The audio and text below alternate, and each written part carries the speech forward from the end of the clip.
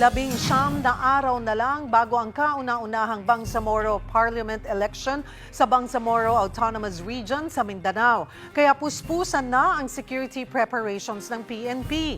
Magbabalita si Jazz Paredes. Jazz, kumusta ang paghahanda ng PNP?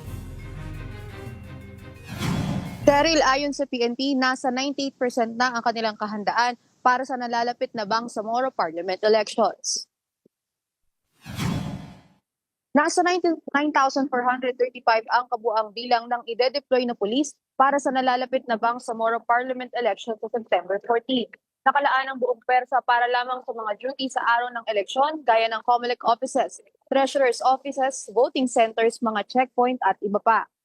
Sa ngayon, halos patapos na o nasa 98% na ang kahandaan ng pulisya para sa BARM elections dahil nailatag na rin daw lahat ng concerned agencies ang kanilang mga preparasyon hanggang sa pagdating ng eleksyon. Ngunit mag-iiwan din daw ng puwang ang pulisya para sa mga posibleng contingency. Handa raw ang kanilang contingency plan sa lahat ng mga posibleng mangyari at mga banta.